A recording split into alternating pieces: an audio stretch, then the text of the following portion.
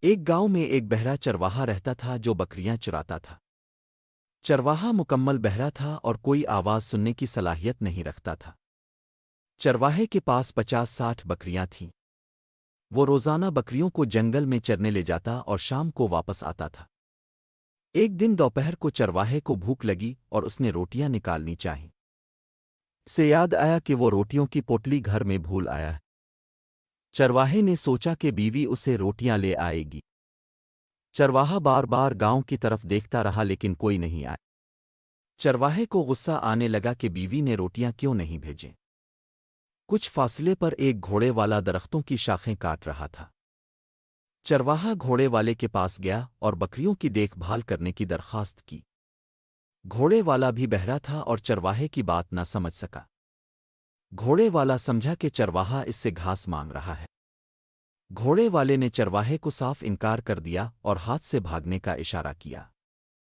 چرواہے نے سوچا کہ گھوڑے والا بکریوں کی دیکھ بھال پر راضی ہو گیا ہے۔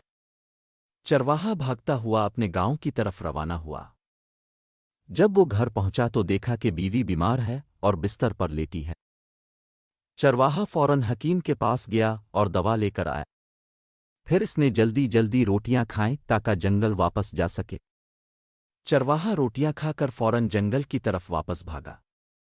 چرواہے نے سوچا کہ گھوڑے والا بڑا نیک انسان ہے جو اس کی بکریوں کی دیکھ بھال کر رہا ہے۔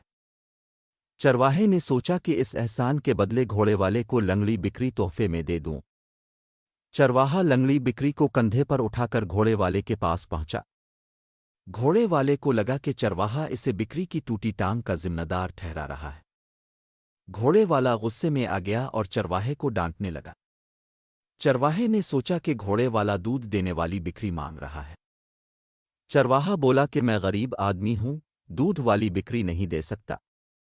گھوڑے والا اور زیادہ غصے میں آ گیا اور چرواہے کو بھگانے لگا۔ چرواہے کو حیرانی ہوئی کہ گھوڑے والا اتنا غصہ کیوں کر رہا ہے۔ چرواہے نے پھر بکری تحفے میں دینے کی پیشکش کی۔ گھوڑے والے نے چرواہے کو گھونسا مار دیا۔ دونوں کے درمیان لڑائی شروع ہو گئی۔ بکریاں بھی لڑائی کے دوران شور مچانے لگیں۔ ایک مسافر گھوڑے پر سوار وہاں سے گزرا اور رک کر معاملہ جاننے کی کوشش کی۔ چرواہے نے کہا کہ میں اسے بکری دے رہا ہوں مگر یہ دودھ والی بکری مانگ رہا ہے۔ مسافر خود بھی بہرا تھا اور چرواہے کی بات نہ سمجھ سکا۔ لکڑہارا بھی اپنی شکایت کرنے لگا کہ چرواہا اس پر بکری کی ٹانگ کا الزام لگا رہا ہے۔ مسافر کو لگا کہ یہ لوگ اس پر گھوڑا چوری کا الزام لگا رہے ہیں۔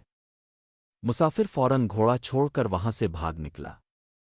دونوں مسافر کے پیچھے دوڑ پڑے اور اسے واپس لے آئے۔ دونوں نے مسافر سے جھگڑے کا فیصلہ کروانے کی کوشش کی۔ ایک فقیر وہاں سے گزرا اور ان تینوں کو لڑتے دیکھا۔ فقیر نے سمجھ لیا کہ یہ تینوں بہرے ہیں اور ایک دوسرے کی بات نہیں سمجھ پا رہے۔ فقیر، جو خود گونگا تھا، نے خاموشی سے معاملہ سمجھنے کی کوشش کی۔ فقیر کی نظروں نے تینوں کو خوفزدہ کر دیا۔ مسافر گھوڑے پر سوار ہو کر فوراً بھاگ گیا۔ لکڑہارا اپنے پتے سمیٹ کر وہاں سے بھاگ نکلا۔ چرواہا اپنی بکریوں کو ہانک کر گاؤں واپس چلا گیا۔ فقیر مسکراتا ہوا تینوں کو جاتا دیکھتا رہا۔ فقیر نے خاموشی سے اس مسئلے کو حل کر دیا۔ چرواہا سمجھتا رہا کہ وہ احسان مند ہے لیکن گھوڑے والا ناراض کیوں ہو رہا ہے یہ اسے سمجھ نہیں آیا۔ گھوڑے والا سمجھے بغیر چرواہے سے ناراض رہا۔ فقیر کے آنے سے لڑائی ختم ہو گئی اور سب اپنی راہ پر چل پڑے۔ کہانی اس بات کو اجاگر کرتی ہے کہ بولنا اور ایک دوسرے کی بات سننا بہت ضروری ہے۔ فقیر نے ثابت کیا کہ کبھی خاموشی بھی مسائل کا حل ہو سکتی ہے۔